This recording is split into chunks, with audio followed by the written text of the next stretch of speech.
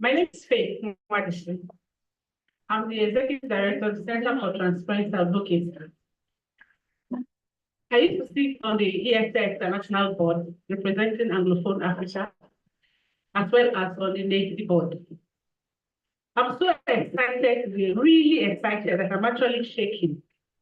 The reason is that for 6 years, I sat on the ESA International Board and I was pushing for gender to be included on the ESA standard. So this meeting today, for me, is a dream come true. We need to put our hands together, clap for all the EITI implementers around the world, for the women in the extractive sector, and for all the men that have supported for us to see this day.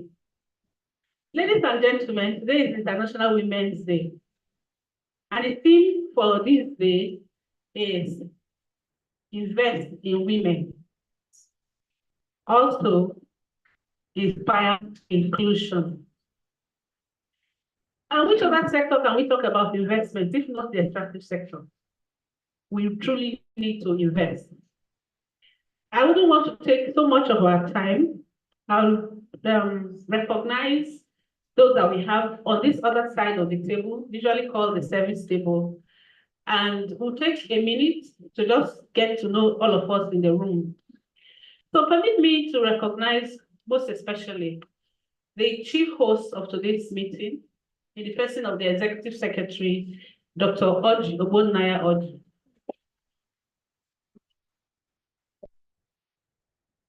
Dr. Oji is a he for she, as we say, because he supports a lot of promotion of women issues. Thank you so much for having this. And I want to recognize one woman that has been there. Growing up, I used to sit down and watch her on Newsline. And I've also watched her and admired her. Every battle she has fought, even when she was a member of the National Assembly as a House of Representative member. And then she became our ambassador supporting Nigerians in diaspora. And she has brought a lot to bear on that. She is one woman that has brought innovation and sustainability to issues around development. And she took over that commission. A lot of changes have been there. I guess that's why today we are celebrating women and we are saying invest in women. Please, let's give a round of applause to the Honorable Deputy.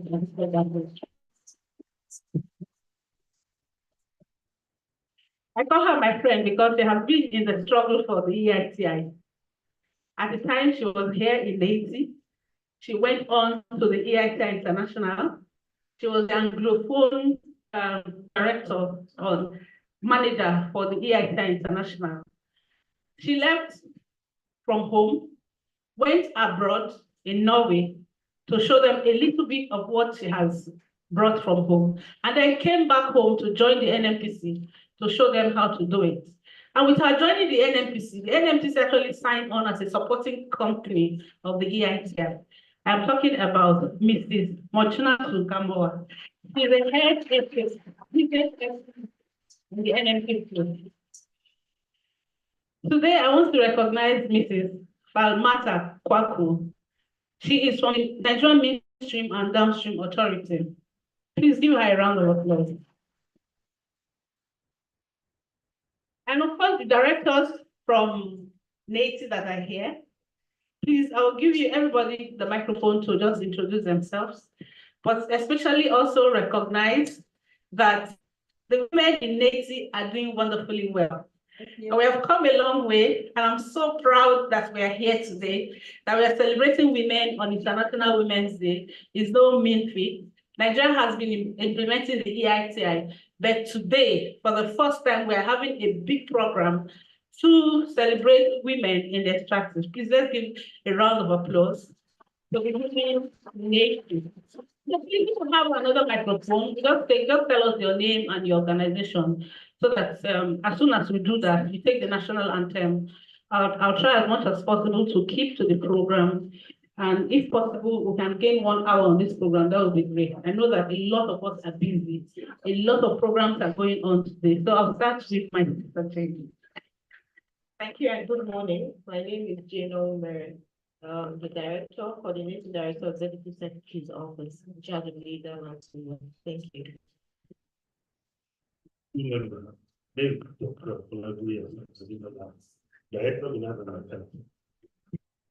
Good morning. My name is Abdurrahim Usman, Director, Human Resource and Admin. Can we give them a round of applause? Thank you. Good morning, all. My name is Atari Rita. I'm Head Gender and Environment, PPS Department. Good morning, I'm Nadia Ashimaki, Team Lead Legal. Good morning, my name is Ryan Ibrahim Hamisu, Officer 2 from ICT Department. Good morning, my name is Susan Christian from ICT Department.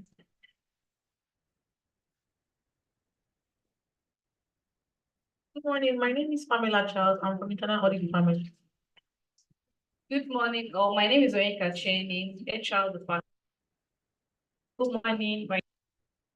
From HR Department. Two from here and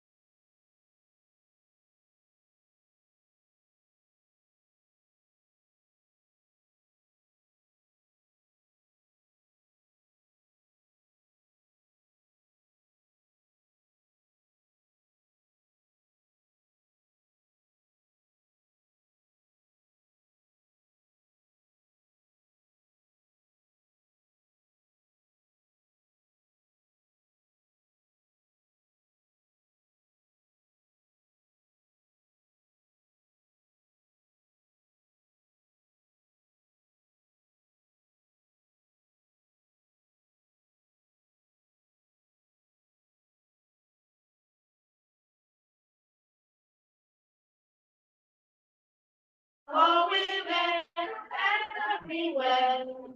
Let it be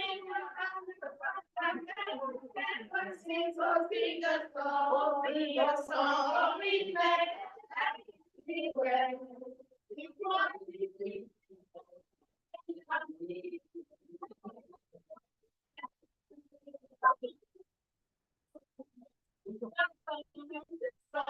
Sing the song, everywhere. Sing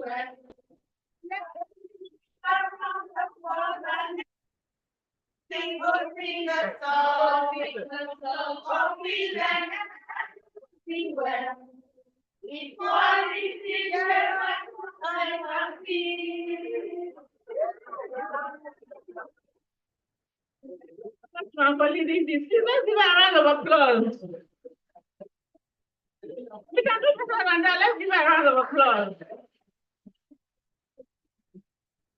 From the response we got, it's like 50% of the people in the room didn't know that women also have their own anthem. We have our anthem. So please, let's learn it because talking about development, justice, and peace. Thank you so much. Thank you very much, ma'am. So I'll use the stage now to our chief host, the executive secretary of Neiti, the man I described as the square peg in a square hole, to give his welcome address. Oh, okay, sorry. It's a welcome remarks from the Neiti Gender and Environment Team Lead, right? Please put your hands together for 7 minutes.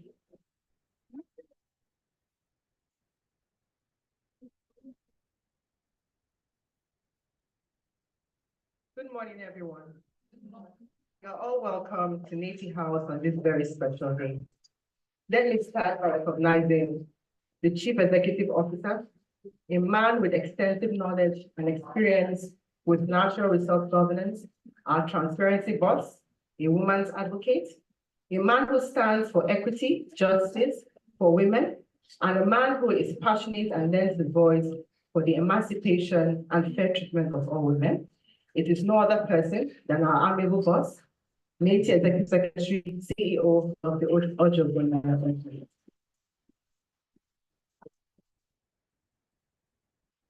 Also, I recognize our distinguished guest, one of Nigeria's finest exemplary women, a role model, a goal-getter, a woman who defied several responsibilities, breaks all barriers and succeeds in everything, a communications expert, a honorable member, a former senior special advisor to the president, the present CEO of the Nigerians in Diaspora Commission. Ladies and gentlemen, please make welcome Ms. Abika Gabriel. Welcome.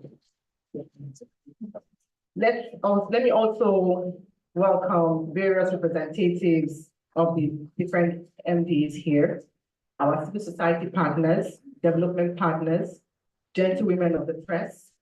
I also recognize our Neiti directors, senior management team, and my fellow colleagues. It is with great pleasure that I welcome you all to this very special event, the International Women's Day.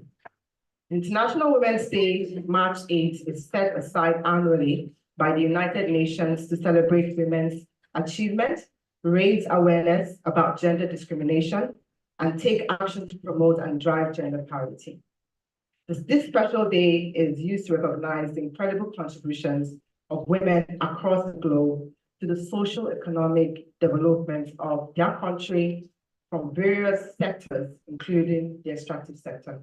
The theme, as Madam Fitwanishi said, of today's International Women's Day is titled Inspire Inclusion. In view of Neiti's commitment to implement the global EITI standard and requirements of gender inclusion, Neiti has decided to join numerous individual organizations and gender justice advocates across the globe to mark the day. Neiti's interest essentially is to promote gender justice across the value chain in the extractive sector, which is the Nigerian oil, gas, and mining sector. Neiti has decided to invite one of Nigeria's leading female, as I said, in public governance space to give a presentation, women in the work environment, opportunities, risks, and challenges. It is our hope that her speech today will inspire a lot of changes in the dynamics of aspiring gender inclusion in the extractive industry and the country at large. I hereby once again welcome you all to this special event. And let me say this, women, let us remember to rise up, break barriers, and inspire change. Thank you.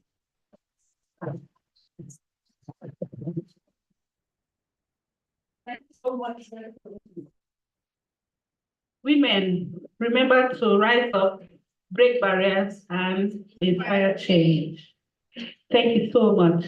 So I would like to invite the chief host, the executive secretary, who has been so well given all of the accolades by sex, give us the opening speech. The ES, sir.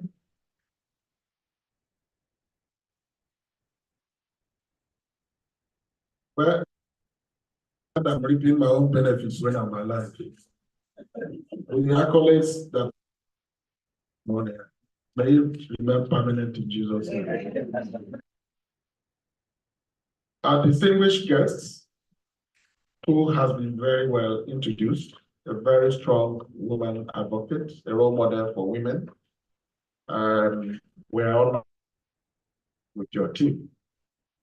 All the distinguished ladies that are here, including our own Mao and the representatives of the Solid Mineral Development Fund, one of our partners.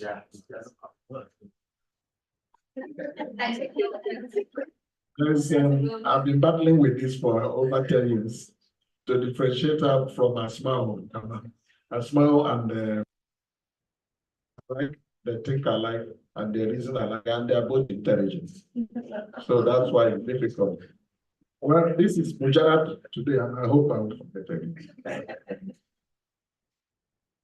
My colleague, the director of Human Finance and Admin, Finance and Accounts, and the director of Legal Services and coordinator of the ES office. Yes, our ladies in Neiti. Our Neiti ladies. Yes, sir. Well, today is very special. That's why, for the first time, I think the women should take the back seat and allow you to come in front. If you are looking for, hold it tight and don't lose it. Welcome you all to this year's International Women's Day. The day has become very, very important event for us here in Neiti. The day set aside to highlight, identify, and celebrate the valued contributions of women to national development. Generally, we also hear especially of our ladies and members of the global EITI community who are members of Neiti. It's also a day to advocate for equity, advocate for inclusivity, seek gender justice, wider opportunities for women in the oil, gas, and mining sectors, in the areas of job opportunities, career advancement without discrimination, and security in the work environment.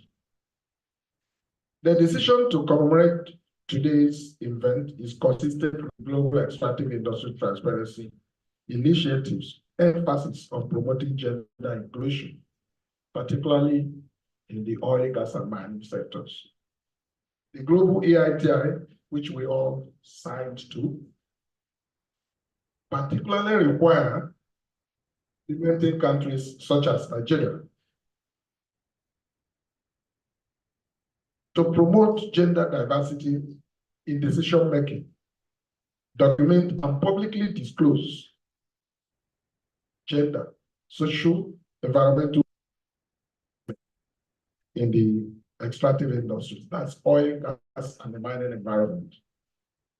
EITI reports also require us to highlight the risks that women are confronted with in rural host communities where oil, gas, and mining explorations and activities take place. This is to ensure that the natural resources endowments in those communities do not deny women and other vulnerable groups access to basic sources of their family existence, responsibilities, environmental safety, and other challenges. And where this is the case, as is common in most host communities and resource-rich countries, especially in sub-Saharan Africa, including Nigeria, EITI reports require that we recommend and document measures to address such risks and challenges. Already, Neiti is disclosing data and information on women participation in the extractive industry. For instance, the 2021 industry report in the oil and gas, which is our last report, disclosed that out of 56 companies, out of 70 companies that are recorded doing business, big business in the oil and gas industry, 56 of them, out of 56 of the 70 companies, A total number of 19,171 employees are involved working in these companies. 15,639 or 82% of them are men, with only 3,532 or 18% of the employees in the oil and gas sector are women. The disclosure is also very specific that this is far below the national average of 35%. From the same gender balance data, all top level management positions in the industry are dominated by men. And in Neiti, where we are now, we have had 4 chairmen or chairwomen of the EITI Global Board. Out of were men and 2 women. Currently, the global chair, who is the former Prime Minister of New Zealand, is a lady, is a woman. And in Neiti, we have had 4 board chairmen so far. And in fact, the founding chair of this organization is a woman. And out of, I think should be able to clap. The founding chairman of Neiti, Madam Obi as a person, as the founding chair in 2004. Our picture is in this hall.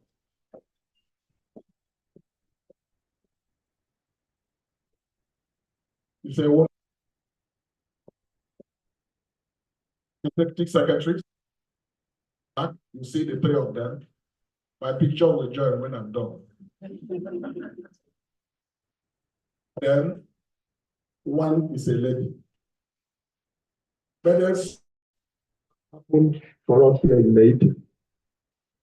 1 woman that chaired the board ended up being elected to the Minister of Federal Republic, and from there she landed in the World Bank. And Vice President of the World Bank, that's Madam Obi Ezekwesili. And the only woman who had occupied the position of the Executive Secretary, Madam Zainab Ahmed, also from Neiti, was elevated to the position of Federal Minister.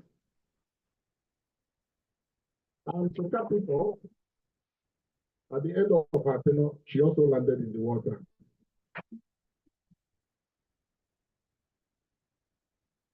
All the men who chaired and all the youth, either in the board or executive secretary, all of them were too. May my own be different.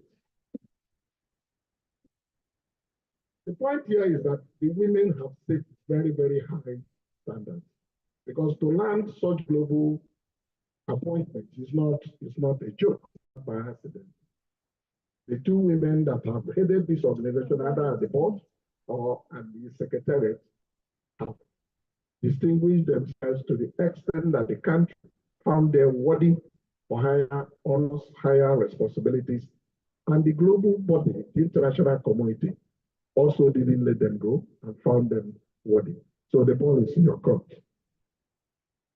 As your executive secretary, working closely with our team of members of management, we have created a special gender and environment desk, gender and environment unit, which is domiciled in the policy department.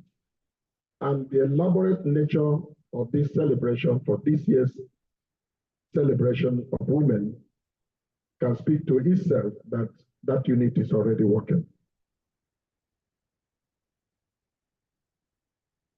The unit is also especially available and open for working women in this Neiti House environment to discuss their challenges, gender-based issues that are peculiar to women, encourage, disclose, and fully seek support where necessary while working here in the Neiti House. Because our commitment and goal is that both men and women that work here enjoy a relaxed environment to get their jobs done. In our commitment to inspire women and Neiti ladies, and also our invited guests, we have in our midst today a renowned broadcaster, widely traveled journalist, experienced technocrat, not politician, a parliamentarian, woman activist, and current Director General, Nigeria in the Diaspora Commission, Honorable Mrs. Abike Dabiri Erawa.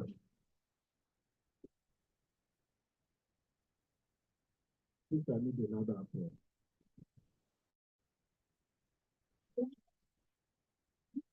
It's our special guest of honor to mark the 2024 International Women's Day. Honorable Mrs. Abike Dabiri Erawa needs no introduction to any decent, informed Nigerian, except maybe some very few, the younger ones. She's a well-known media personality, a household name, and a public officer and leader of repute. Madam Abike Dabiri was a no-faith, excellent part presenter and strong voice in the network service of the NTA for several years. She anchored the popular NTA Newsline program at 9 p.m. every Sunday and brought so much joy, insights, and content on women and gender issues to national limelight on the national program. Her excess, her success on that program is better imagined than described. Her record remains unbroken. She broke records in her incisive reporting of gender-based violence issues on television. Before then, she was also a presidential reporter attached to the high and mighty, only wives of presidents at the presidential villa. And that's where our path crossed. At that time, I was attached to the president, she was attached to the first lady. Her job was more than expansive, that all women in Nigeria jostled for her attention. She was very powerful in the villa.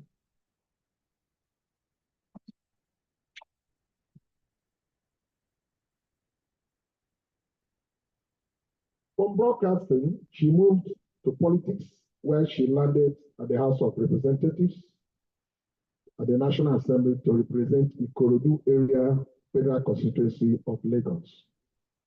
The agency she is heading today is not by accident. Nigeria in Diaspora Commission is a product of her hard work, legacy of her legislative engagement and advocacy at the National Assembly, and a product of her very wide international travel. Above all her accomplishments, Mrs. Abike Dabiri Erawa is a humble wife, a super mom, committed community leader, a socialite, a good friend, great colleague that I'm so proud of. She has enjoyed all of us to be steadfast, and that's why she's here. She's here today to speak to Neiti ladies in particular, answer questions on career development, work-life balance, privileges, challenges that face women in work environment, the risks, opportunities, and the way forward.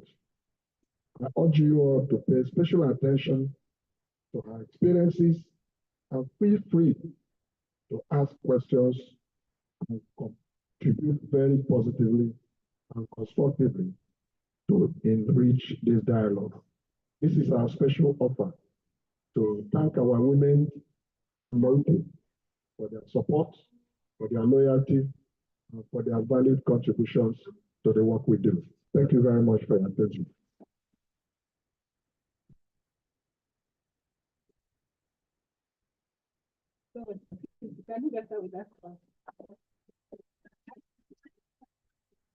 I didn't know that the ladies now have a slogan. Neiti lady.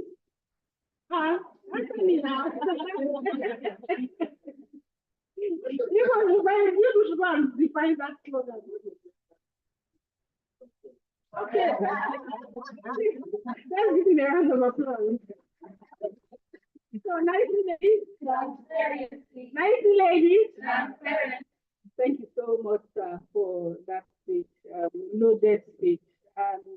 Each time they read out the data when it concerns gender in the extractive sector, it's always a very distressing one.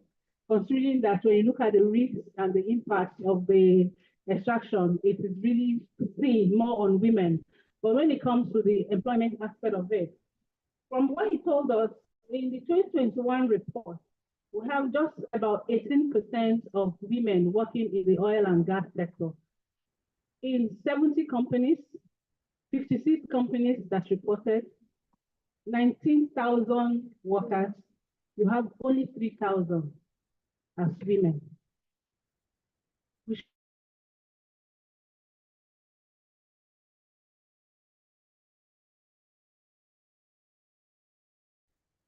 And she said something at that meeting. Sometimes when you have leaders find themselves in that very high story building and usually don't know what is happening on the ground. But when the leader takes a peep, he finds that people are what is happening there. I don't know if you remember at the meeting, Bishop Booker was at that meeting. So he asked, what is going on there? The aide to the leader would say, they are praising you without really telling you the truth of the matter. And that's why I've always admired her. And I'm happy that she's here today to hear that. In the oil and gas sector in Nigeria, only 3,000 women are employed in that sector. So we're going to listen to her, not now, just prepare yourself, because I know that she's well and able. We will take good messages from our stakeholders here. The EITI process is a multi-stakeholder process that involves civil society, government, and companies. I see companies seated, I see government seated.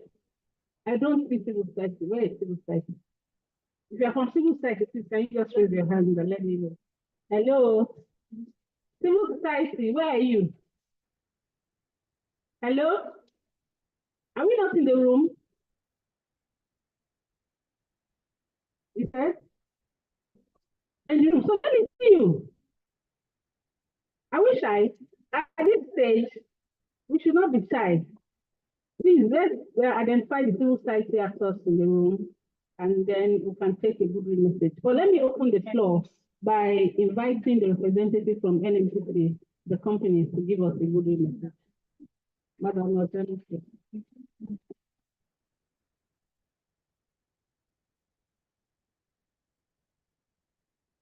Thank you, Madam Priest.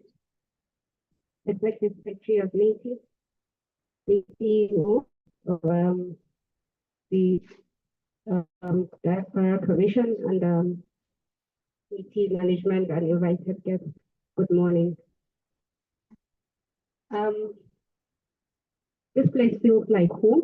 So each time I come back here, I try to identify and I relate. I'm here, of course, today representing the company I work for, which we are all aware that empowering women, gender equality is at the top agenda of global transparency bodies and other international organizations. For example, OECD, EITI, UN, and the rest all have goals or standards that speak about gender equality, promoting and empowering women. And I'm going to quote my researcher who says, if you want something, Said, speak to a man. If you want it done,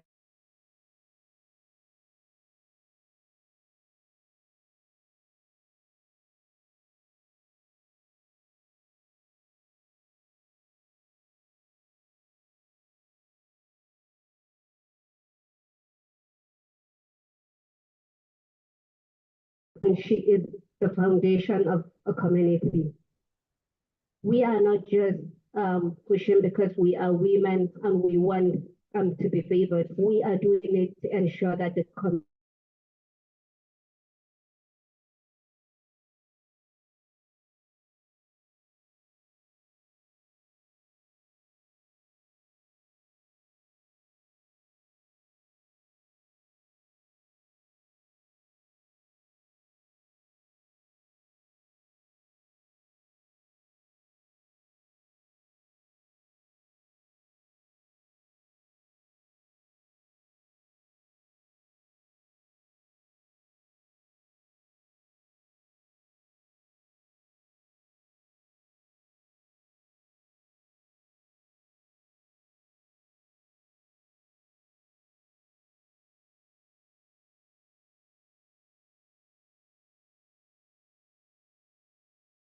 we must be seen to be doing it, and we're pushing for that.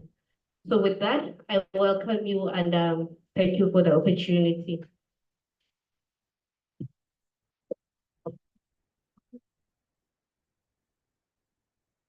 Thank you so much. But Junatu should be one of the shining examples from Neiti, because he has told us about the chair of Neiti that went on to become a minister and then went to the World Bank. The secretary went on to become a minister and went to the World Bank. But Junatu went from Neiti, went to Norway and went to NMC. So please let's give a round of applause. So the women in Neiti are doing great things, right? Please let's clap for the women in Neiti. So I'll welcome Mrs. Falmata Kweku from the Nigerian Midstream and Downstream Authority, representing government. Ma'am, please give her a round of applause. Thank you. Good afternoon, yes. Okay. Good morning. Yes, it's still morning. So good morning, CEO, Nigerians in Diaspora Commission, the Executive Secretary, and distinguished guests. I just have a very short speech because I just was informed of this event yesterday evening. Good day to you all, and a radiant Women's Day to every woman here and around the globe. Standing before you today, not just as a representative of the Nigerian Midstream and Downstream Petroleum Regulatory Authority, but as a woman deeply entrenched in an industry often marked by its robust dynamics and changing environments, I carry a message of hope, resilience, and empowerment. Our journey, particularly in this sector, is tingled with tales of perseverance, boundary, and establishing new benchmarks. The oil and gas industry, historically perceived as a male-dominated field, is witnessing an incredible transformation. It's not just pipelines and petrochemicals. It's the pipeline of talent, ambition, and unyielded dreams of countless women making a significant difference. In Nigeria, our presence in the midstream and downstream sector, dealing with the processing, storing, marketing, and transporting of petroleum products, it's not merely about our contributions to the economy, but is a beacon of change. It symbolizes the shattering of glass ceilings and dispelling of stereotypes. We're not just participants, we are leaders, innovators, and pioneers, carving out a future that recognizes talent over gender and ability over tradition. Our journey hasn't been easy. It's paved with challenges that tested our resolve, questioned our ambitions, and often asked us to prove our worth more rigorously than our male counterparts. Yet, here we are, breaking barriers, setting new records, and most importantly, opening doors for the generations of women to come. Our presence and success send a powerful message. There is no field too tough, no goal too distant, and no dream too big. As we celebrate Women's Day, let's remember that is not just about celebrating achievements, but also recognizing the road ahead. It's about mentorship, support, and building a community that uplifts every woman. It's about creating inclusive environments where talent thrives, devoid of biases and limitations. To my fellow women in the oil and gas sector and mining, and to every woman striving her respective field, your presence is powerful. Your contributions are invaluable, and your potential is limitless. As we stand on the shoulders of those who came before us, let us lift those who follow, knowing that together we are unstoppable. So here's to us, the bold, the brave, and the brilliant women of Nigeria and around the world. May we continue to break boundaries, forge our new path, and light the way for others. Our journey is far from over, but with every step we take, we pave the way for a brighter and more inclusive future. Happy Women's Day. Thank you.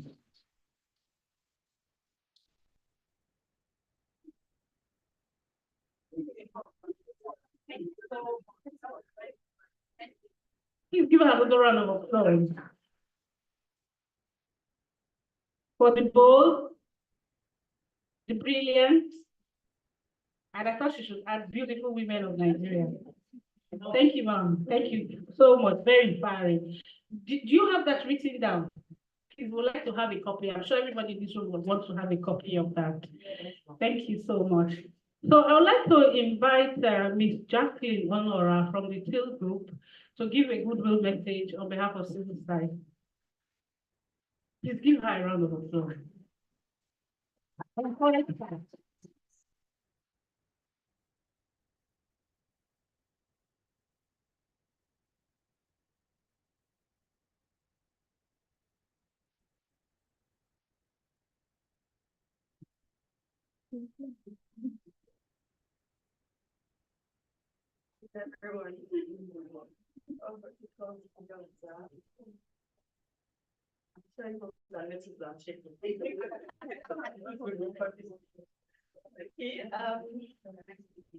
Okay, so I just got in here now and I wasn't aware I'm going to be making any speech. Well, my name is Jacqueline Honora. I'm representing a group of companies. Well, happy Women's Day, everybody. I would like to begin by saying that if a woman has the power to create life, then she has the power to create the life she wants. And in the society where we live in today, we can see that women makes the greater percentage of the world. And empowering women will be empowering the nation. There is nothing you want to do without women. And there is no sum of development that comes into a nation without empowering women. So, being International Women's Day, I would like to say that women should be provided for, women should be taken care of, women should be empowered to be able to make decisions, to be able to choose the life she wants for herself in terms of her career and her future. And also, the more we do this, the more we uplift the nation. Thank you. Thank you. Thank you. So, but last but not the least, I want to invite the Deputy Director, Dr. Martina Anaba. Ananaba. Did I get that right? No. I should be close. Please give her a round of applause. Give her a round of applause. Good morning, everyone, all the special ladies here and the he's for she. It's heartwarming to see the men supporting on this special day. The name is Ananaba. Thank you. I bring you warm greetings from the Executive Secretary of the Solid Minerals Development Fund, Hajia Fatima Shinkafi, who herself is an exemplary leader and a woman who has been making great marks in the mining industry. Anyone in the solid mineral sector would know about her and how impactful her leadership has been. And she has empowered women and very passionate about gender-related issues regarding mining and otherwise. It's very heartwarming to be among you and to listen to how Father Neiti has empowered the women in this organization. You know, remembering to take out time to focus on women is a very smart move, because whenever a woman is empowered, I mean, you see great changes. The common saying we goes, train a woman and you train the nation, isn't likely put, because once a woman is empowered, she influences everyone within her circle, from her children to the male leaders and everyone she comes across. And so taking women empowerment very seriously is important. And I'd like to just talk about another sector, which is the military. People hail the soldiers out there, but the real silent warriors are the women behind the scenes who keep things together at home. And so on this special International Women's Day, I still do a shout out to the military wives who quietly, they may not be here, but I represent them here today.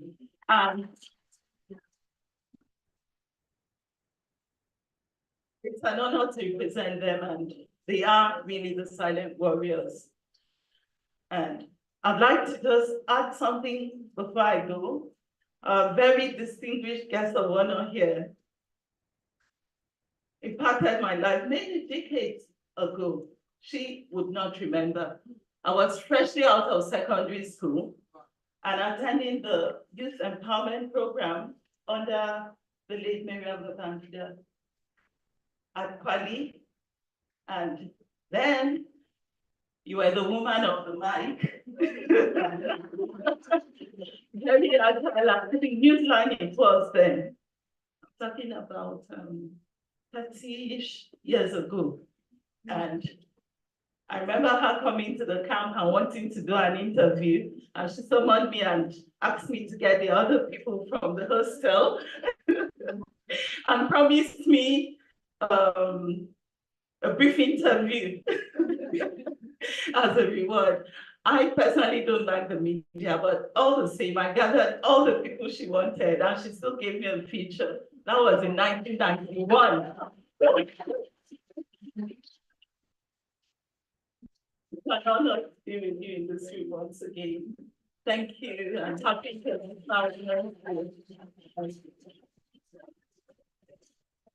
That's testimony. I was just giving my own testimony now. Thank you so much. And that's a very good way to round up the goodwill messages. I tell you, the little things that you do, you may forget, but whoever you have done that to, never forget. And that's one feature that we have as women. We know how to just touch little, everyone. The only thing we need to do is remember and say thank you. So that when that person realizes that I've done that thing, I forgot, I'm sure, Mom, sitting down here and remembering this, because you have touched her life so many years ago, makes you fulfilled as a person. So I want to welcome our distinguished guest, Honorable Mrs. Abike Dabiri, to give her speech. I was talking about the story she told us the last time I was in a meeting.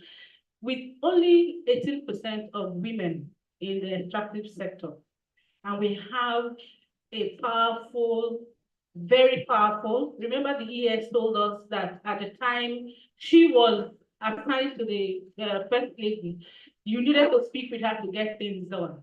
And if you have seen her and followed her over the last years, you will know that everything we ask for here today must be done.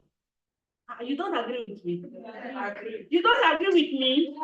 She's here to take our message home. So please put your hands together for Honorable Mrs.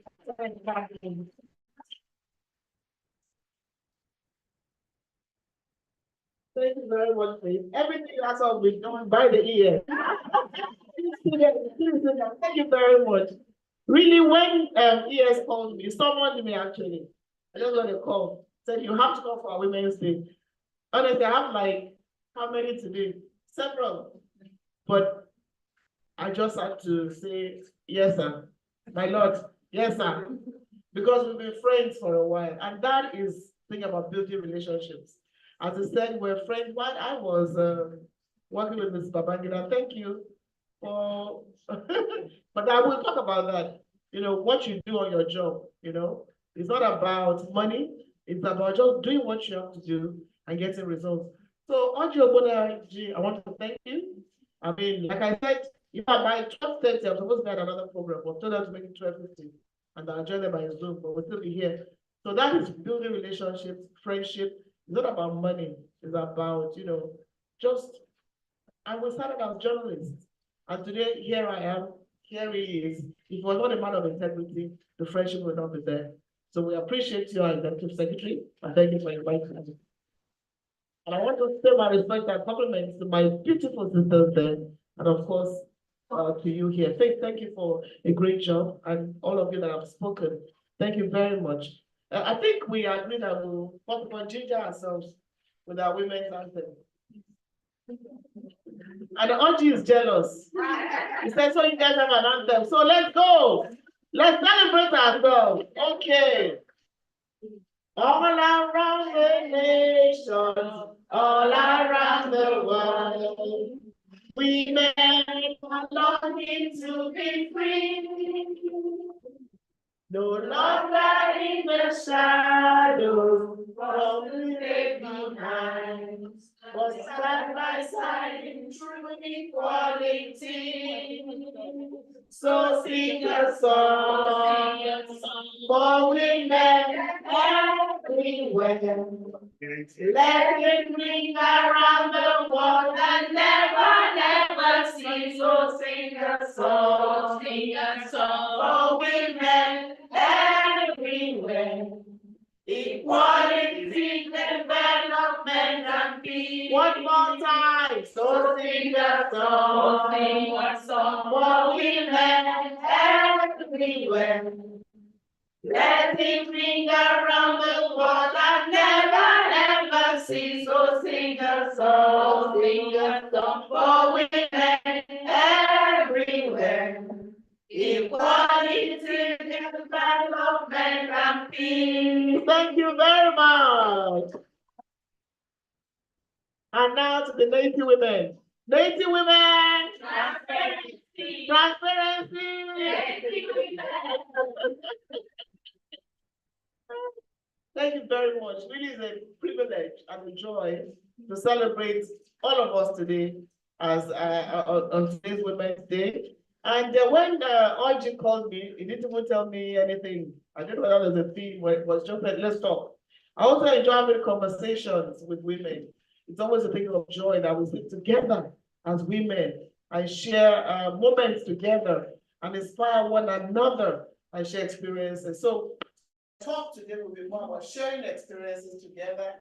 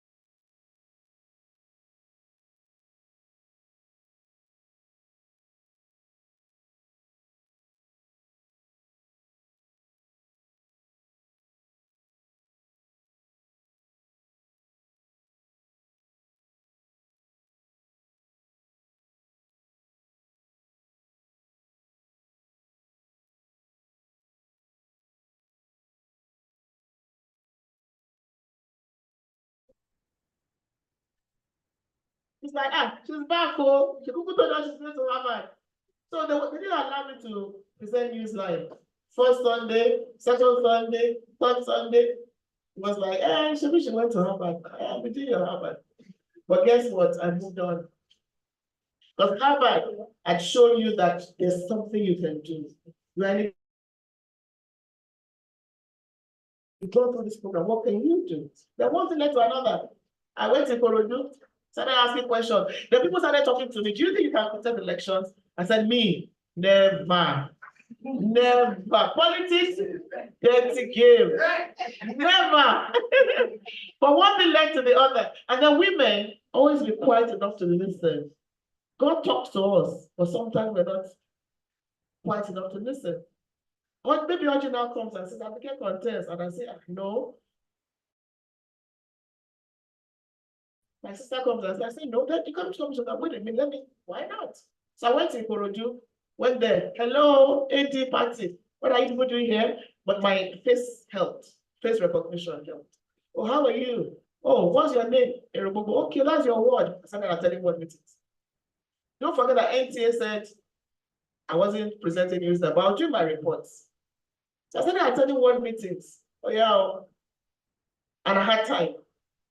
But I was attending word meetings with market women, artisans, bricklayers, mechanics, and I was enjoying it. Don't forget that I learned that from Mr. Bangen about giving back to those and for my mother too. So for me, I enjoyed doing it. I did it for 4 months. Meanwhile, NTA, some people sat there, I thought they were, in quotes, dealing with her, but I was moving on. So when I saw that, I was convinced, and that's the key word, that this is what I think I want to do. And I went to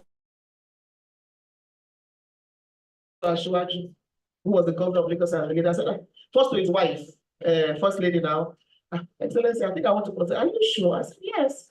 Okay. So when I went to Ashwaju, and Ashwaju said, oh, really? We want women like you in politics. We'll support you, but do your work. But I've done my work for 4 or 5 months at the grassroots. I guess my first line of support, the women, they were the first people I went to. Yes. You know, and they really stood by me. And they said, if she doesn't get the ticket, we're going to protest naked. So I contested against 6 men. One thing led to another. I won. First term, second term, third term. But what did I do? I'm going to parliament.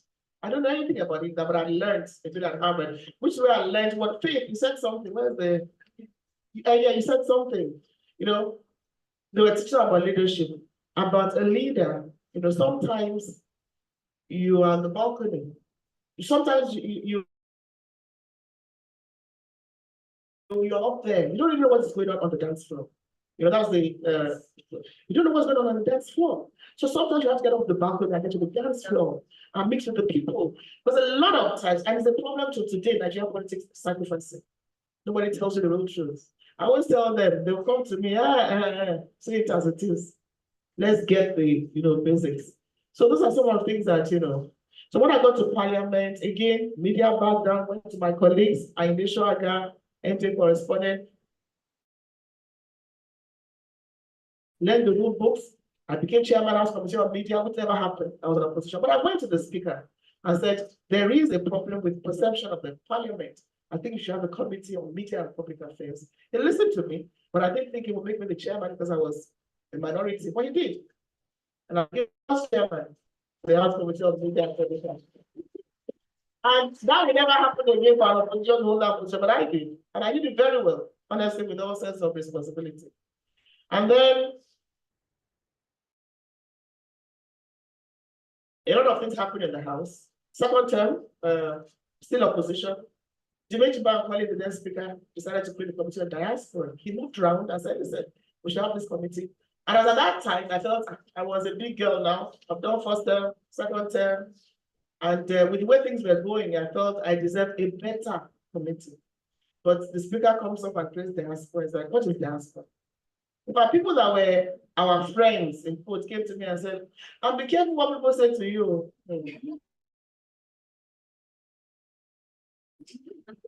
Neiti, see what is giving you, what nonsense diaspora is it giving you? Is it not your friend? I said, "No, it's just a job. I'm already a member of parliament." So I went into it with that determination that I don't know what diaspora is, but I'm going to learn. And I won't do it alone. We had a committee of about 40, but only 6 or 7 showed interest. So it was diaspora, there was no oversight. We didn't have to come to Neiti to harass them or go to NMPC. No money in the committee, only a few were. But anyway, see where diaspora is today.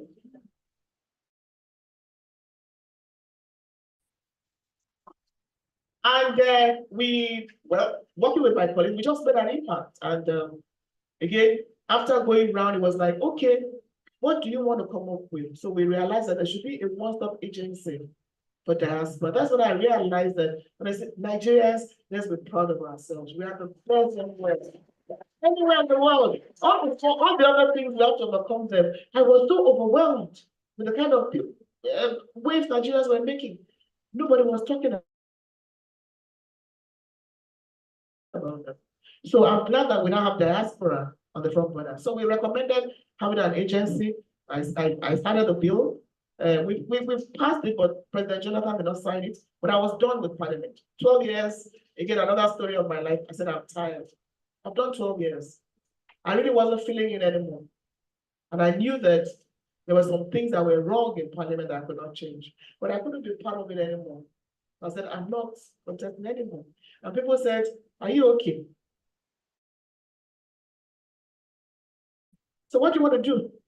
Are you going to go back to being ability? I said, it doesn't matter, I'm a professional, but I'm not contesting anymore. Let the younger ones do it. Even in my constituency, it was like those who like you, there are many who don't like you, because all they want is what they get from you. It was like, no, I really didn't want to do it. But I played a trick. I will tell you the trick. It's going to be my book when I launch it, so that I can separate the sharp from the wheat, the good from the, because I'll follow you till tomorrow. I'm saying my leader is a liar.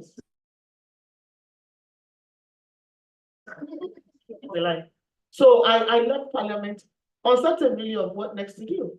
And you know, in a society where you like power and people worship you, you're honorable, hey, clap for you, drum for you, it's beautiful, it's lovely, but I just walked away from it. As fate would have it, I was a founding member of this party, now APC. Then one thing led to another. I was on the forefront of the Buhari campaign. Then they looked at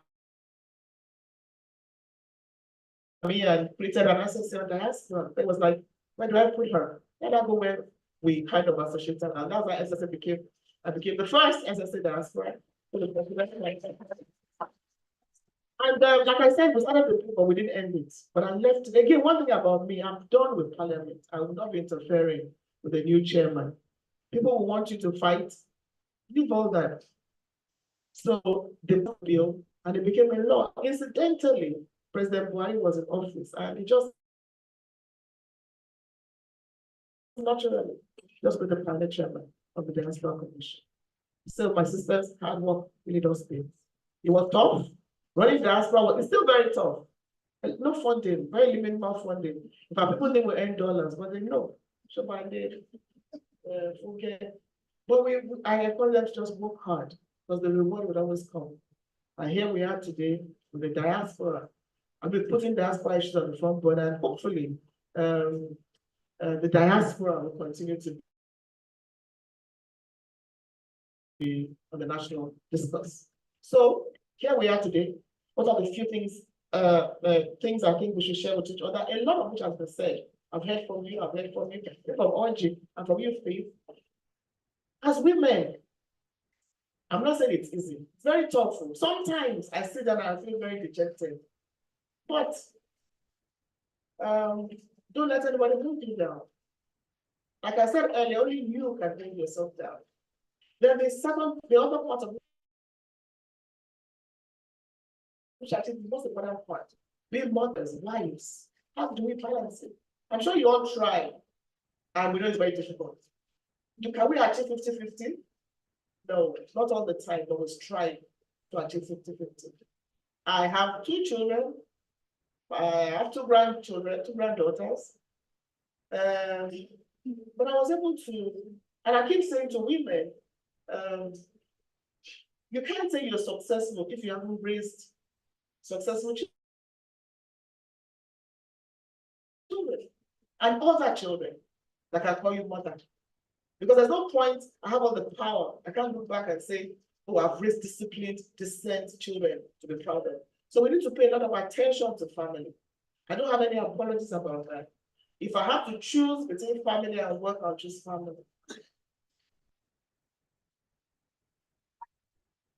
When I was working at NTA, there were trips to go to. But if it falls into when the kids are on holiday, or I mean, they were in Loyola just in here in Abuja, give them very good education.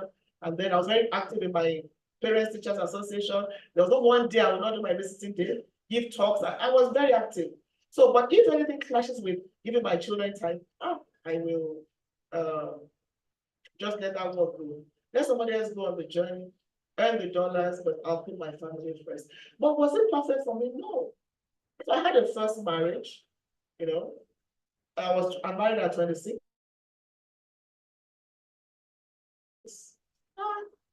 Lasted just for 4 years.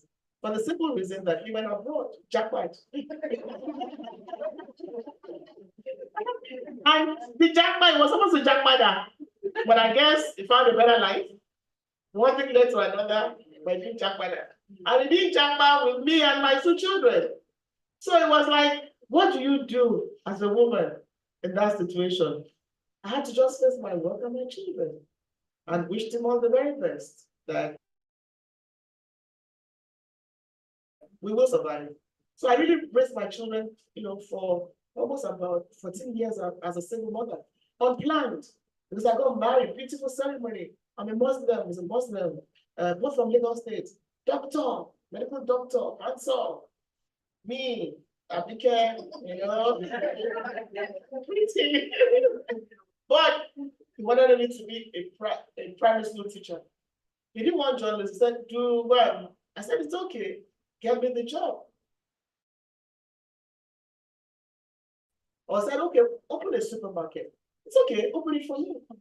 Then he went abroad to continue his fellowship as a medical doctor. Anyway, he didn't want, what I'm saying, the destiny. Why do you want me to be a supermarket owner? Or a primary school teacher? He had a path for you.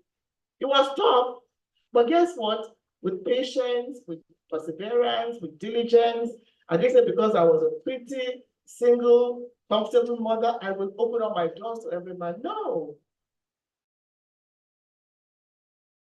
I conducted myself with dignity and respect. Yeah, a lot of offers here and there, but you should them. But when the time came, it came.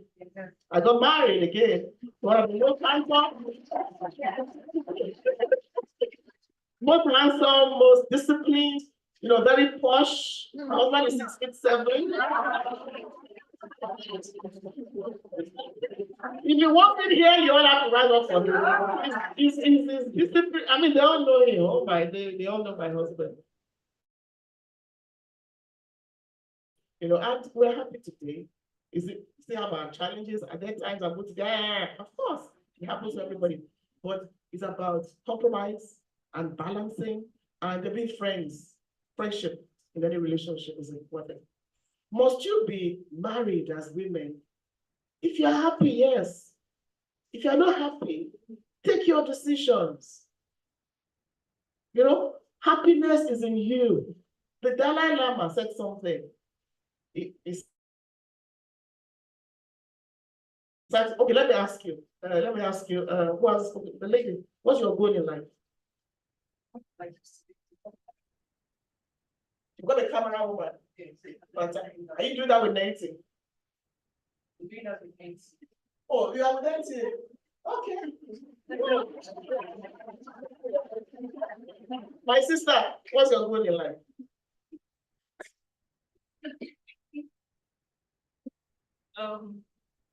Be one of the known women in tech. Yes, and also have a beautiful family.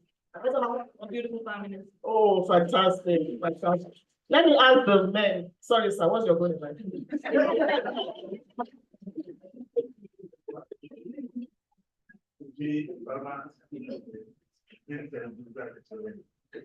A farmer employer, okay. Okay, Funke, what's your goal in life?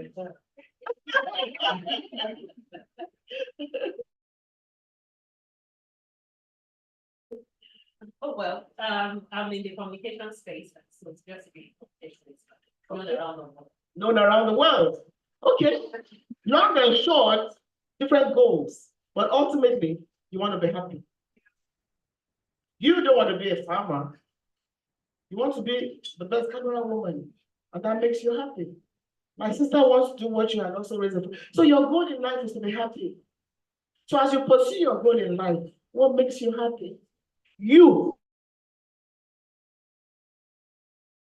not the other person. Not somebody else judging you. But also as you pursue your goal in life to be happy, you do that with fairness, with a mind to be kind to other people around you, with a mind to not bring other people down because you want to rise, just with a mind to just be a good person. That I think guides me. And then my guiding philosophy is that success is not about age, it's not about character, it's not about how much money you have in your account, it's about how many lives you are able to touch. So my dear sisters, touching lives does not mean you should have to be president or governor or ES Neiti or NNPC rep. You can do it in every sphere that you find yourself, you know? And I'm glad my lady said, even at that stage, it wasn't about money, but I said something to her, did something to her that inspired her. So touch somebody's life, wherever you find yourselves. At the end of the day, you're actually doing something for yourself. But most importantly, as we mark today's International Women's Day, I want to urge all of you as women to listen to the quotes that we have heard here today. And may the courage and the strength of women around the world inspire every one of us to strive for a more inclusive and equitable society, which is the word I'll now end with, equity. As women, I'm not looking for equality, I'm looking for equity. Don't tell me I can't do it because I'm a woman. Allow me, give me the opportunity to do it. And I believe Neiti is doing that to you women. Yeah. Give me the opportunity to do it. So I'm not a man. I don't want to be a man. And we can't be equal. I'm not equal even to my sister here. So I demand for equity. Give us the space as women to perform. Give us the space to show who we are, what we can do. Don't look down on us because we're women. I spoke to women in the military and they say when they get the job, they don't think they'll be making tea. But women know that they can do much more than that. And then for you as women, show and prove that you can do much more than you're being told to do. Go out there, be bold, be courageous, be determined, and show that you know what, there's the strength of being a woman. So let's talk about the grace and privilege of being all of us as women. And let's work together and show the strength of womanhood. I do not agree that women are not friends with one another. No, I don't agree. Do you agree? No. No. Other than women bring, no. Look, if you come and look at my husband's eyes or try to take my husband, I'll fight you. That's a different thing. But you know, we can work together. I will support you for what you want to do. Well, there's no competition. Because see you rise makes me happy. And I surround myself, there's anything I do, I will always get women involved and others. So let's support each other as women. There's strength in unity. There's strength in partnership. There's strength in working together. And let us put a stop to we have the largest numbers, but we can't get anything done. So we have to, as women, work together to get things done. And you know what? We can change the world. We are agents of change. So as we move on, I hope that now we are family, we're friends with all of you, Neiti. I'll be glad to exchange exchange numbers, communication with all of you. Wherever I can help, I'll be there to help you. Wherever I can help, I'll be glad to help you. I'm just a text message away. So wherever we can help each other, you never can tell whether I was coming to you for help. And you remember that, oh, you also helped me some time ago. The lady who said, I called her for an interview and, put her on the stage could be the governor of our state tomorrow. And when I knock on her door, she's opening wide. Maybe I'll have my walking stick. So let's be kind to one another. Let's help one another. Let's look at each other with compassion and, just make a difference when we have ourselves. Thank you very much.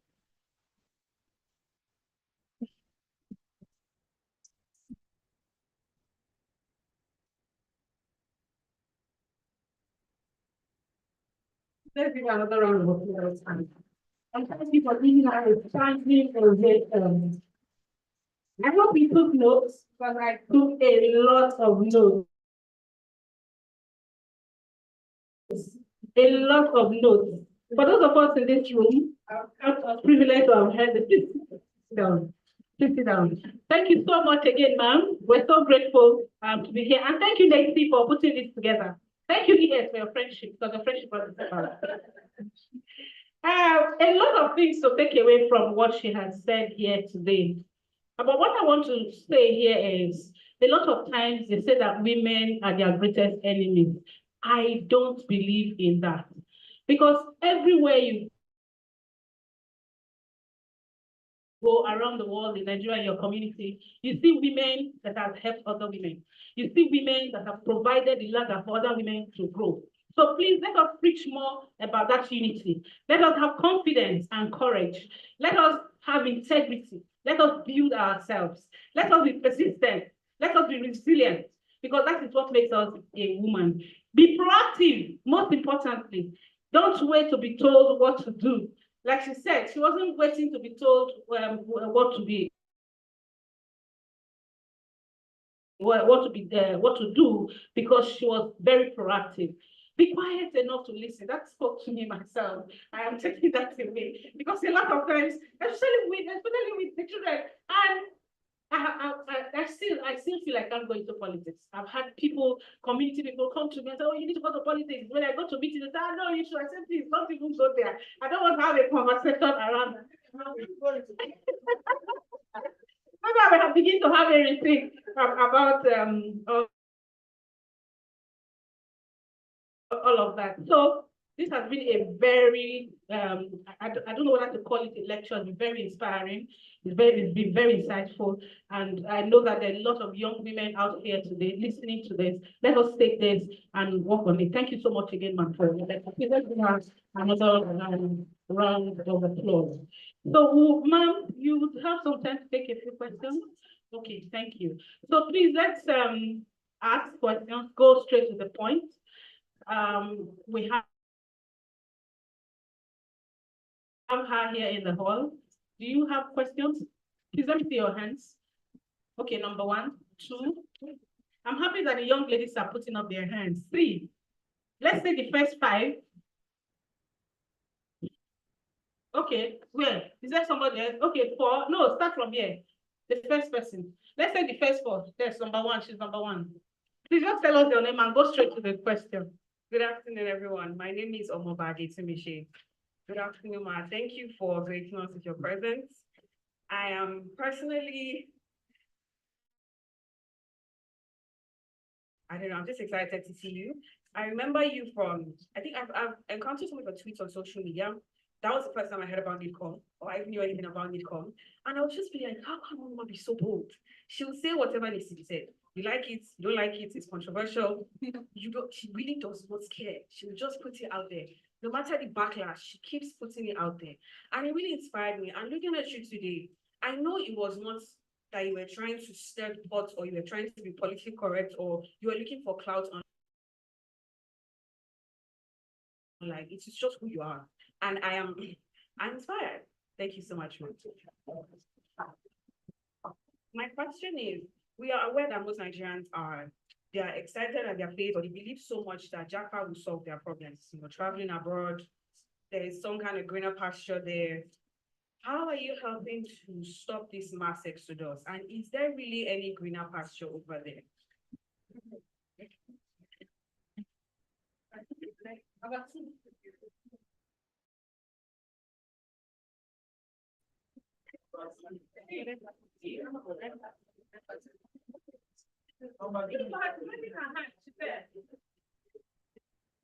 afternoon, everyone.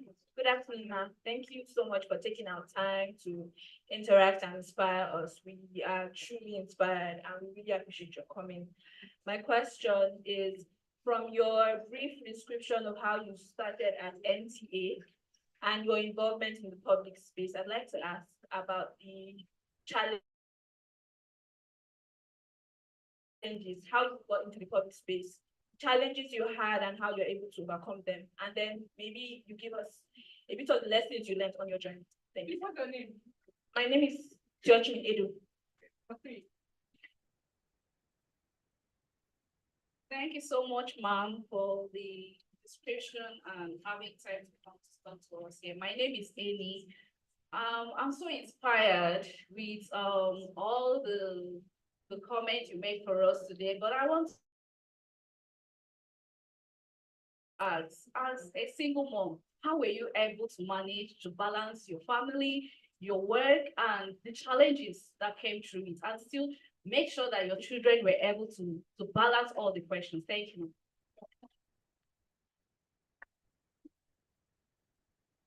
Thank you so much, ma'am. Rachel. My question is, what specific advice do you have for women in career in public service? And also, what do we need to rise?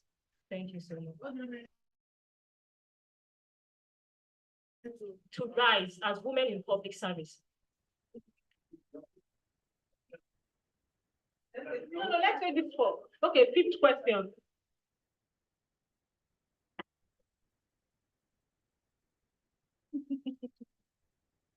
Honorable, I think the last time I met you was in October 2022. Together in Uganda, I love the way you advise us. I did something there. But my question is very simple. You know, in life, no matter what you achieve, no matter the qualifications, experience, and what have you, you need someone in life to push you. Please, anyway, you can say strategy. So that will really understand life, especially someone like me. Are you applying directly for her to be your mentor? Go straight to the point. Okay, thank you very much. Well, my brother, I think she said, go straight to the point. Yeah, I think you need mentors, role models. I don't know about push, but you need good people around you. And then you need people in your field. You're a farmer, you want to be an employer, neighbor, you know. But like I said, if there's anything that you think, oh, Abike, you can do to help me, just send me a message.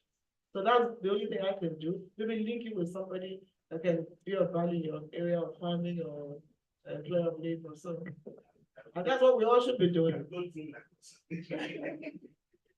And career in public service, again, like I said, hard work. You know, hard work will just show what you can do and you'll be noticed. So in public service, when you want in a pool, what can you do differently? And don't ever say they give you an assignment, it's like, the way you even, you know, carry on will show that, oh, this person is different and you can do. So I think your attitude goes a long way. There are rules in public service that can promote you beyond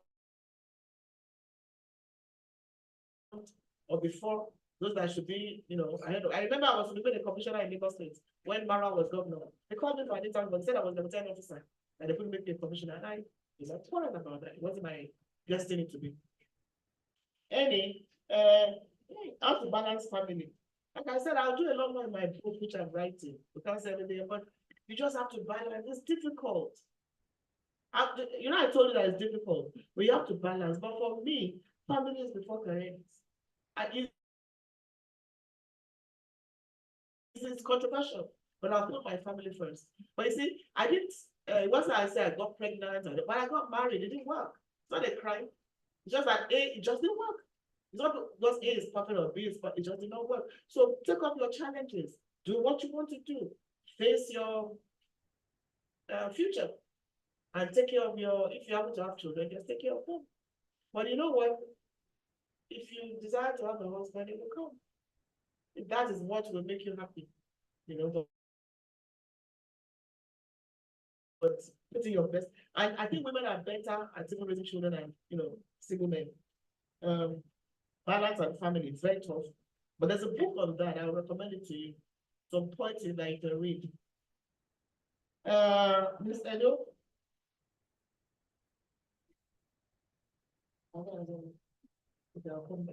Who has about challenges? I think that's the one about public service. No, that's not all.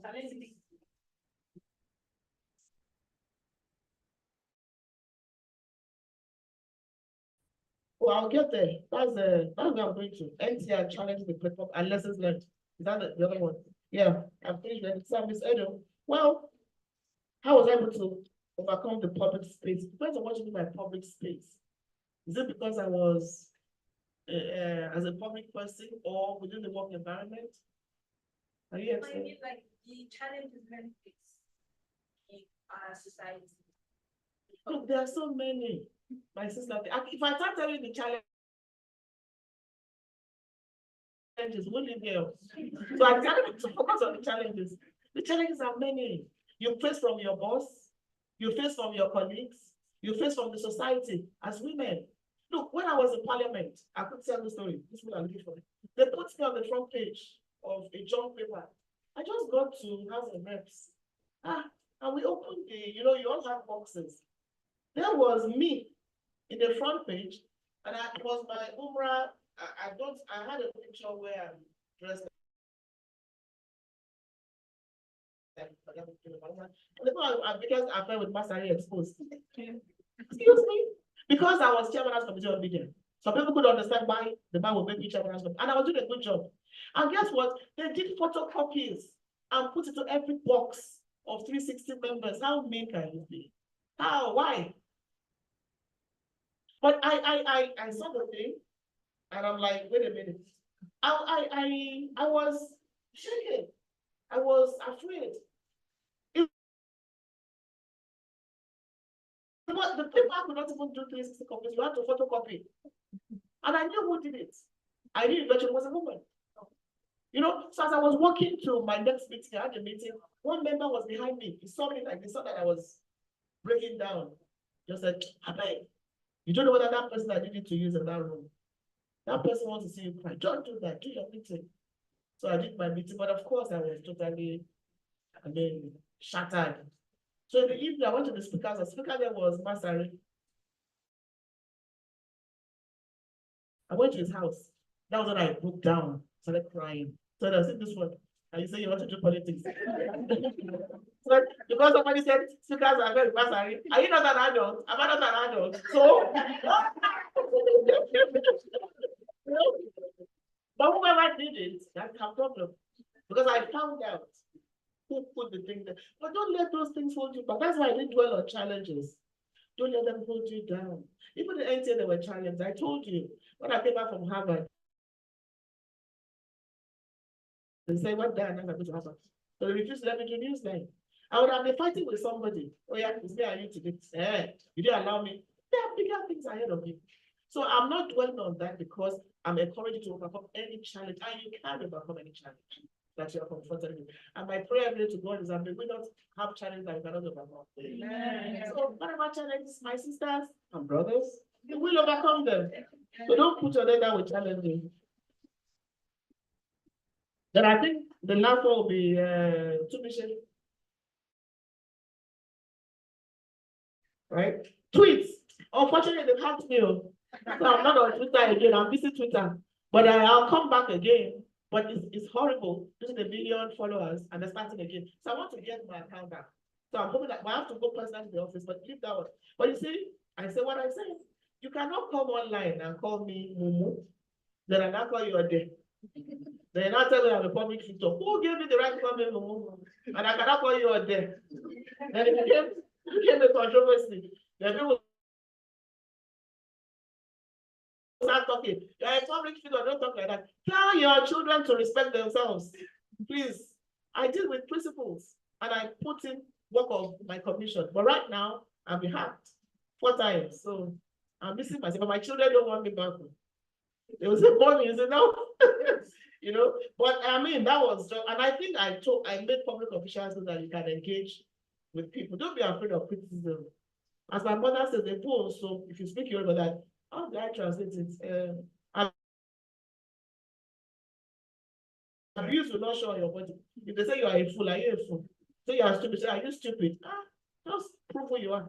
So thank you for that. Jackpot mass exodus. That's what we're trying to do with the Diaspora Commission, but we can't stop migration, legal or illegal. But we can ensure that we give you more information, but when you're jackpot properly. There's no point you're going to look for work, but you don't get the job. When you get there, I was in Canada recently. 2 Nigerians died in the cold because there was no shelter. So is that what you want to do? So if you want to book it properly, and then government has to do its own bit, which is make a more conducive environment for Nigerians to thrive. I received an American just 2 days ago. 2 days ago, African American is coming to Nigeria. He has changed his name. He has just a book called Omowale. He's bringing his wife and children. He's in the DNA. He says he's in Nigeria. He's coming. He's here now as I speak. He's going back to come back with his wife and children. So it's about, your personal conviction. And like I said, what's your goal in life? When do you find happiness? And I would not encourage, which one did we not do with forget? There's a woman who died 3 days ago in the UK. She was a lawyer here in Nigeria. She left everything to go and do caregiver. And slumped. She couldn't cope with the stress. It's a lot of stress. So all we can do is tell you, what are you going to? How can we help? I will not advise. I will advise young people. It's okay. You got 30, 40, but you're ready. Final story. They're looking for me on channel. One of my staff went to UK for the first time in his life. So he went with all, I'm in London, So his friend that was in Nigeria, who was also a middle-level banker, had gone to the UK. So it was like, I'm coming. No, he didn't believe he was coming. But the guy got there, said, I'm in London. No. He said, it's a lie. Show me your picture. He showed him the picture. He realized that I was actually in London. That was the last he heard of him. He did not pick his calls again. He could not show him where he was. He could not afford to say, come and visit me. This was a middle-level banker here in Nigeria. So my advice is just know where you're going to. So when we're working with the diaspora, like in Canada now, we have a group. We'll soon introduce them. If you're going there, they'll reach out to you. We call it settlement advice. Where are you going? What are you doing? That's the best we can do, but you have to think about it properly. We'll take the next set of questions, but in the meantime, let me quickly, I'll do the Zoom here. Thank you so much. And I think I'm amongst those growing up. People like Madam, seen them in the news and today, great inspiration. So, I mean, we are now growing up to catch up. What I'll ask, what do we need to do to ensure we inspire the younger generation? We properly mentor people. Some of us are not in the public space, but in the space that we work, there's so much we're doing. Is there any tips and direction in which we should go to ensure that we set up properly, coach and mentor the younger ones to inspire them to be who they want to be, to achieve their full potentials and the goal they have set for themselves? Thank you, ma'am. The way I see, I'm sure you're already mentoring people.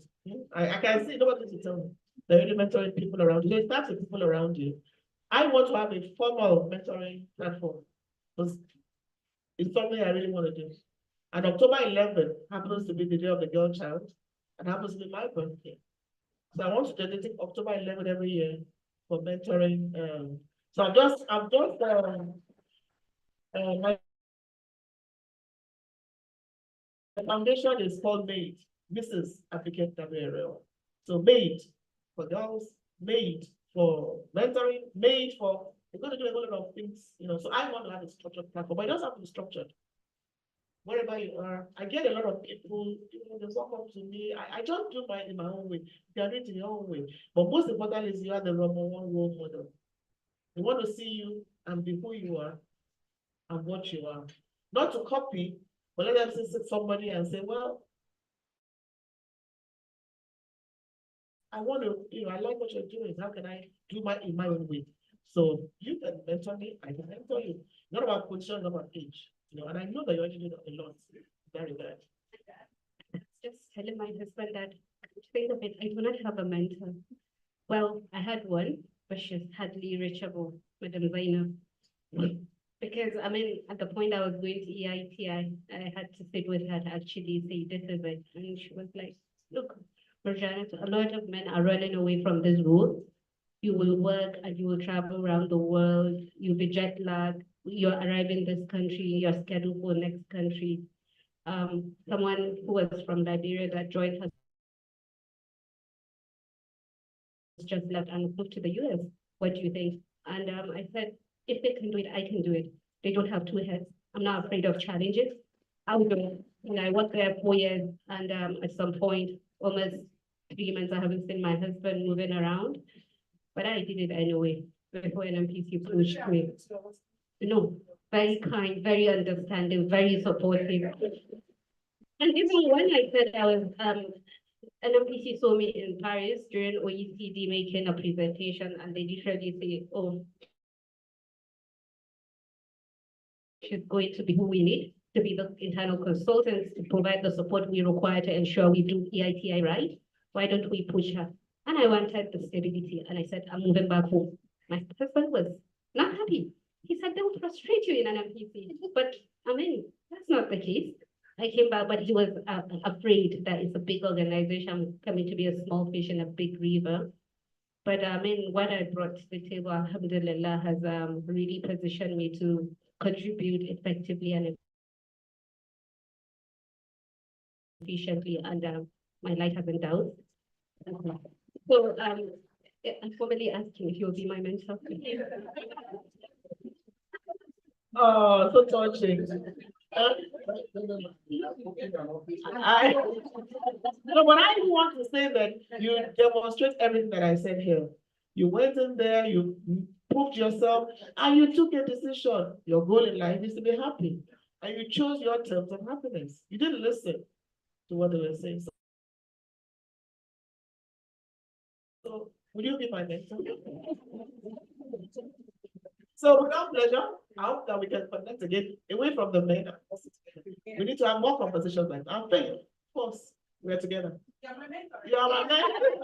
So without pleasure. And like I said, we're going to have to come on. And look at your experience now. What I want to do is get women together to share their experiences.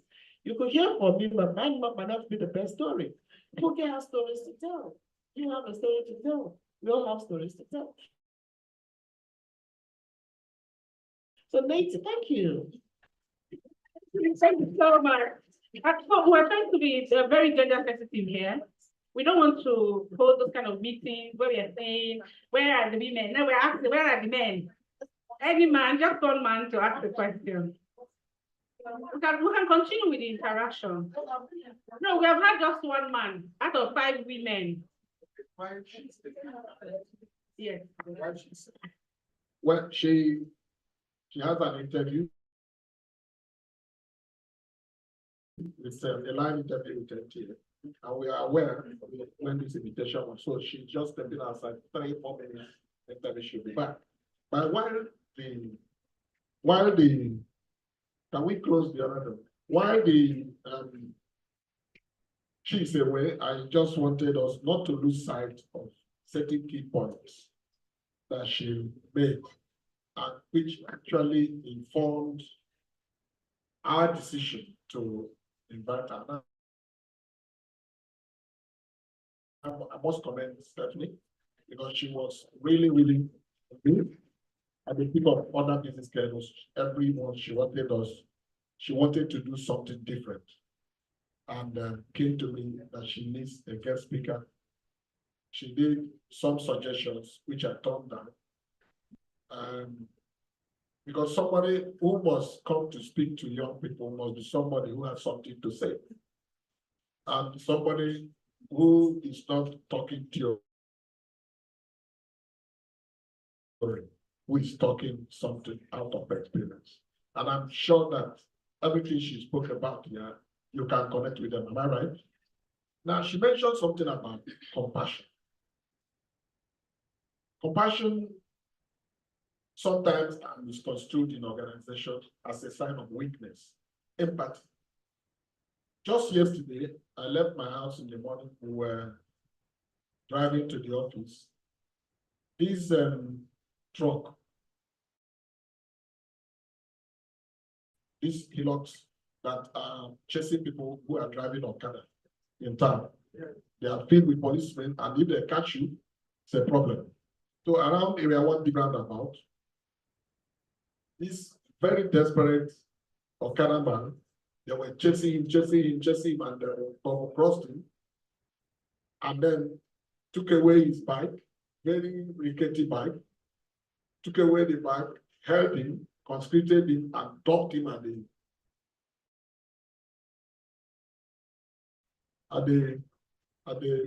back of the, yes. So we're forced to break down, to slow down, because the policeman chasing the young boy had already blocked the road. The boy was speaking very deep Hausa. You can say that he came from the farm, apparently just to put life together. He was desperate. So they took him away. He was screaming inside the, and my security, my driver and the security people who were in front, I was answering call. They say, okay, this boy is finished. His own is finished. And the boy was desperately in need. So, and I now, my attention was now drawn, I now watched. I said, okay, so what do we do? Okay, you push you, she'll stop. Can we intervene? They say, yes, sir, yes, sir. So I now asked them to raise and chase the policeman. And so, and then the flag down, I stopped. I called the boy. I said, yes, yes, I said, come, all of you, this policeman here. I said, please, I take responsibility for his problem. Please, this man he will die in jail. He doesn't have money, he has not eaten. Can you not see his face? He's desperate. This man is excluded in the society. Help him, please. He will not do it again, I assure you.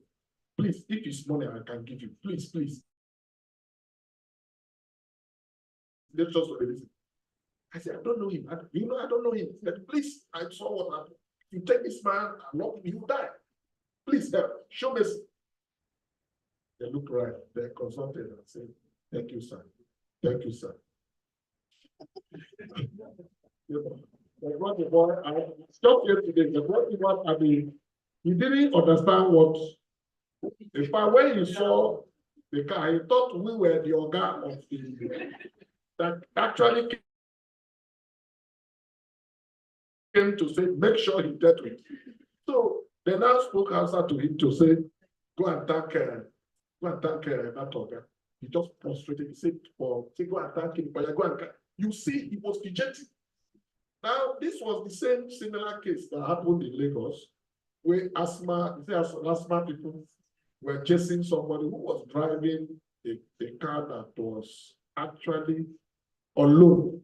He's not the owner of the bus. And he was desperate to make a small money to go and pay his wife's bill. All of a sudden, he didn't know he offended traffic. They chased him, confiscated him. You know, he came out, went and bought petrol, poured on himself, and set himself ablaze. You know about that. And that was how the Arab Spring started in Tunisia. Empathy, mercy, and grace is not a sign of weakness. When we do it in an organization, people tend to take them for granted. But you don't know how, in one way or the other, it shapes life. She highlighted it. If you want to grow in life, learn to share empathy. And don't plot people's downfall. That's why. Working hard. This morning too, I saw two couples, two ladies working on the stage. They greeted me. I say, are you a staff? They said, no, sir. What are you? They say they are coppers. So I said, okay. The other one said it started. It has been here since August. The other one said it's just me. I said, okay, what value have you added? Say she has added value. Say, are you sure? I will call you one day to tell me the value of adding. Many years ago, I was attending my daughter's graduation at Covenant University. And the best overall student in that set came to address, spoke on behalf of the graduates. That young boy said, if you enter an organization or a place and there is no value that you find you can add, then you are not needed there. No value. There is nothing you see wrong there that you can address. Then there is no value. You are not needed there. You are only needed if there is no space and you create one. There is no problem, no challenge. You see a challenge there and you are able to address it. That's how you can be remembered. She spoke about that. Working hard. Look at how she went to Benin. She wasn't a journalist, read English. She wasn't a trained reporter. She went following them, and one day the opportunity came. Look at how that has made her. Then the other one is self-confidence. She spoke about the history of marriage, which is a common phenomenon in developed nations. It was outside the country. It's not a story that everybody should be ashamed of. When the man made a decision to move on, she didn't brood over it. She didn't die. Most women go through that without you knowing. So giving. And I don't know what the man will be doing in the US now that she's better than the wife. She left her brother outside. We also had a senator from my state that went through all kinds of women violence, and out of empathy, somebody put her in the bank in Lagos. It was from the bank she made a contact that brought her to the Senate. And because she's married within that senatorial zone, when she was now running for, to go and contest, she was now running for election. Where her husband's community is under her senatorial zone. So she now went with large crowd for the husband was a teacher as a retired, was still in that same condition that the wife. The only difference in his life is that he's married another wife, who is now a local woman with her. Now, when the woman knew that the first wife was coming for, he has been hearing about the first wife. The woman was coming for campaign, and coordinators were there. They were distributing t-shirts to receive the senator. Unknown to the supporters that this woman was married here. She wasn't there. Nobody knew she was married there. She told me that by the time she arrived in the village square where they used to beat mercilessly out of her with her husband fighting. See, what shocked her was that the husband was among the crowd hailing her. He said somebody who knew, the woman who knew her, said, look at your husband. Say, look at your husband. Said the man has been so battered by hunger that he couldn't possibly, she had to humble herself to go to the house where they live, and from there change the man's life with his new wife. So that's empathy, perseverance, and confidence. Now, you remember during the Nations Cup, Alex Iwobi, who is a member of the Super Eagles, and he was being brutalized on the social media that he wasn't. How many of you are aware of that? Yes, sir. Now, there was a certain Nigerian goalkeeper who didn't actually feature, but he was in the team. And when he heard about how Alex was threatening to even leave Nigeria, he thought that he laughed because he grew up on the street, just like the Honorable said, that Alhaji Masari said, you want to be in politics, just do something, you are doing this. You never start. So that boy said, because Alex is a Gibraltar, born in London, come on, abuse. Say anybody will abuse me, I go abuse him, Papa, abuse him, Papa, abuse him. You know? So those kind of confidence is required in empowering our women. You must not give in to people. If it's in the mind of people, individuals, including your friends, you won't get to where you're going. The minds of people are desperately wicked. So if you give in to people's opinion on whether they will admire you or you won't go far. In Neiti, there are some, many of us here who are yet to understand what the mandate of this organization, because they are waiting for the ears or the directors or team leaders to assign them a role. They have not created any role. They have not seen any backing that they can address. I don't think we are wasting our time here. I want a situation, and I know that at the end of this interaction, attitude will be changed, lives will be impacted, and some people will find reason to aspire to greater heights. Honorable, you're back. Thank you very much. So much, Frank. So we're calling for questions, especially from the male folk. So that is International Women's Day, but we also want to hear from the men. Any questions from the men in the room? Perhaps I should ask a question to and want a man to answer. How are you feeling right now? How are you feeling right now? Is there anybody that will answer? I'm sure you're feeling the same way we feel when we go into a room and there are 100 men and only 2 women, and they're asking questions, and you're saying, is there no woman that's saying anything?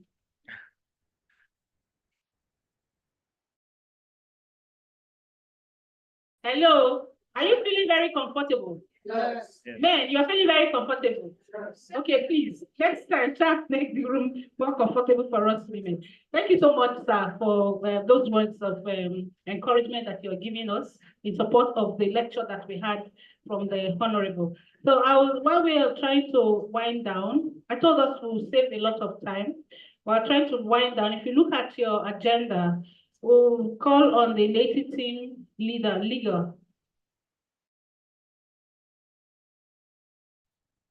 legal team leader, to give us closing remarks. Thereafter, we'll cut the cake, beautiful cake.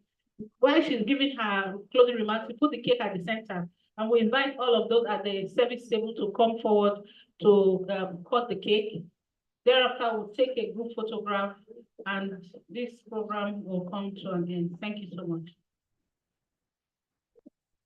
Thank you very, very, very much.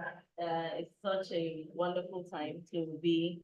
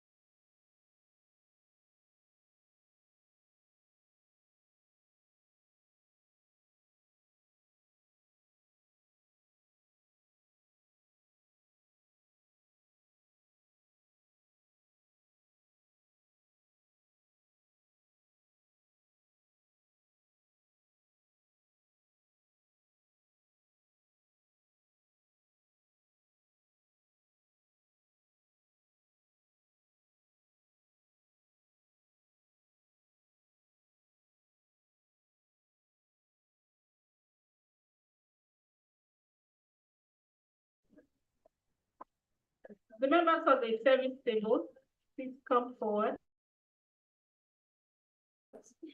Ma'am, please come. Nicolora, please come.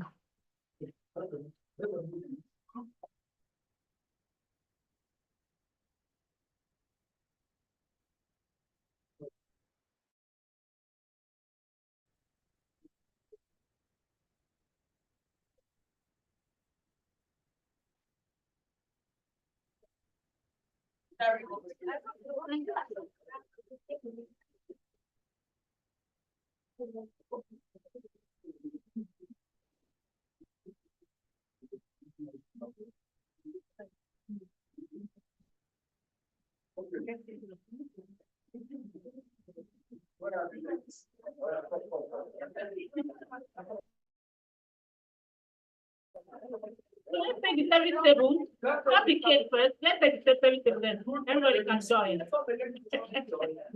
Please come.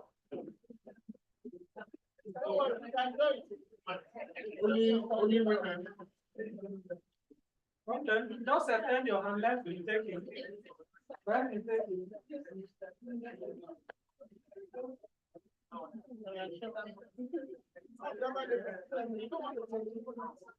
Please, all the ladies, all the ladies. Okay. What can I do this one?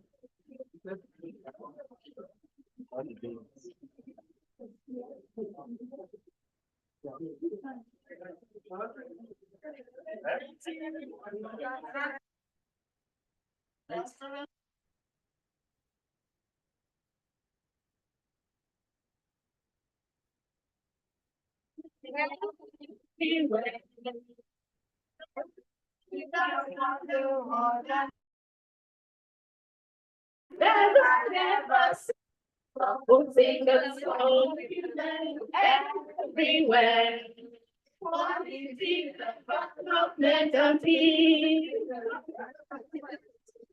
Okay, what let me get this now.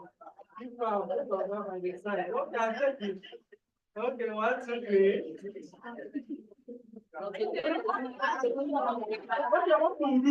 Let it step, wait. Then you can come. Wait. Let me pass. I'm still going to take Okay. Okay, I'm taking 1. Yeah. Okay.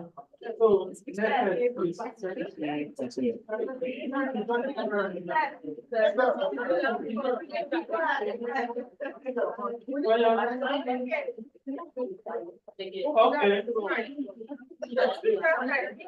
Okay, 1, 2, 3.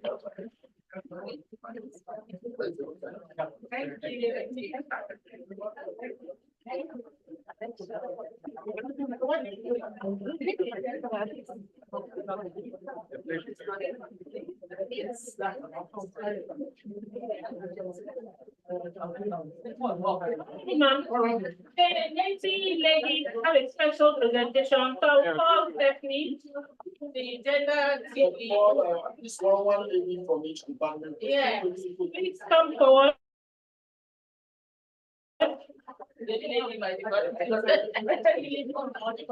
James, please join. Join. Please legal. Please join.